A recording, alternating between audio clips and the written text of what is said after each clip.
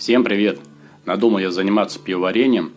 У меня уже стоят 4 мешка солода, но все-таки первое пиво я хочу сделать из концентрата. Поэтому я заказал на Валберсе вот такой концентрат.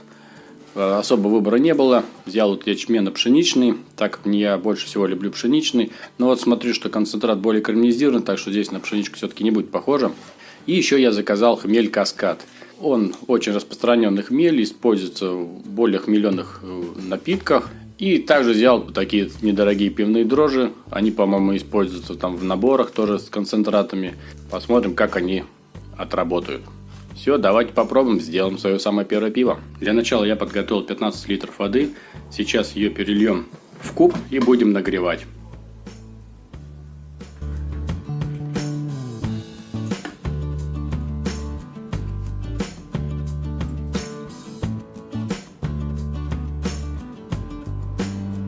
И сразу же мы берем наш концентрат и выливаем его туда в куб, пускай растворяется.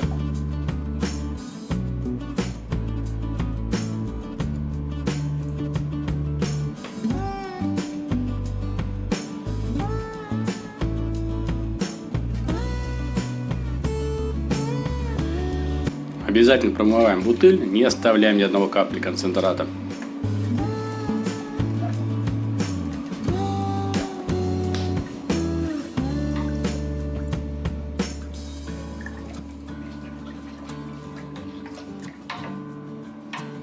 Добавил я еще воды. Получилось примерно где-то 25 литров, может быть 26. Померил плотность. Сейчас я вам покажу. По плотности получается 11%.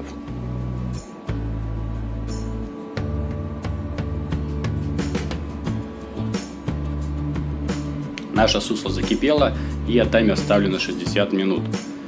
Хмель будем добавлять в середине варки, через 30 минут. Не забываем про дрожжи. В чистую банку я наливаю воды, засыпаем дрожжи, и пока варится наше сусло, они активируются.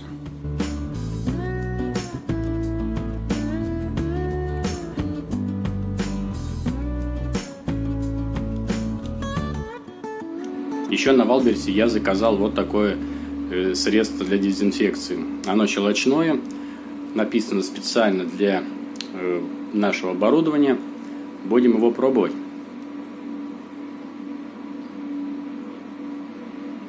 А бродильные емкости я обрабатываю еще таким вот средством, а потом обрабатываю щелочным раствором. Также не забываем обрабатывать гидрозатвор и кран для бродильной емкости.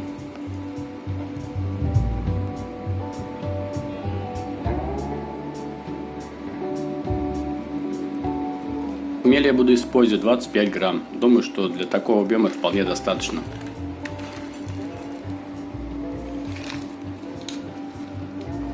Будем кипятить вот в таком мешочке.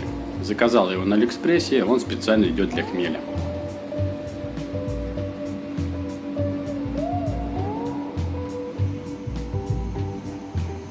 А для дезинфекции переливной системы я ее тоже включаю заранее. Она гоняет через себя горячее сусло и при этом убивает все микробы.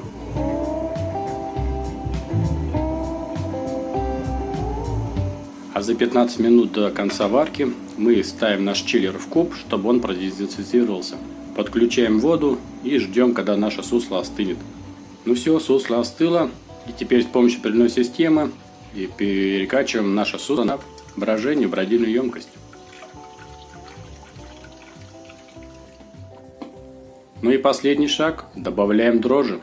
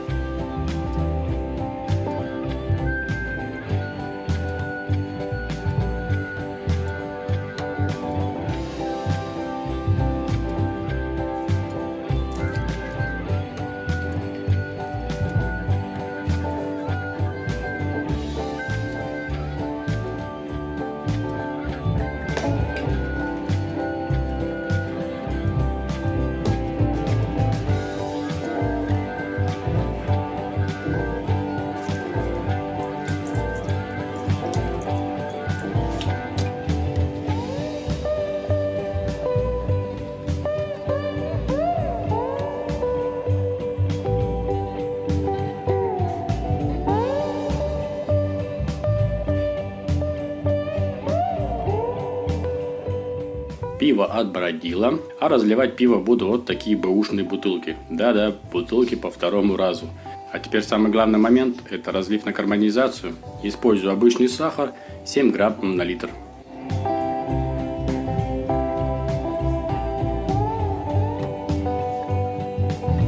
Вот столько у меня получилось бутылей домашнего пива из концентрата. Теперь будет стоять карбонизироваться. Надеюсь, у меня ничего здесь не взлетит. Вот столько дрожжевого осадка. Я бы сказал, что вполне плотненько он лежит.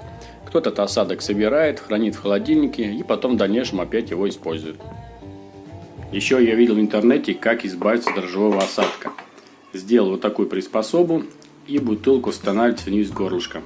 Мы откручиваем пробку, и дрожжи под давлением выходят, и пиво остается чистым, прозрачным. Осталось 3 бутылки, а отзыв я так еще не записал. Что по поводу концентрата, я, конечно, думал, что он будет более светлый, потому что хотел сварить пшеничное пиво, но, как видим, он более закарбонизированный. Тогда я купил хмель Каскад и варил что-то такое более ароматное. Получилось что-то похоже на ИПА, отчетливый хмель Каскад. Хмеля вполне достаточно было, 25 грамм на 25 литров пива. Поэтому считаю, что все получилось удачно. Закарбонизировался.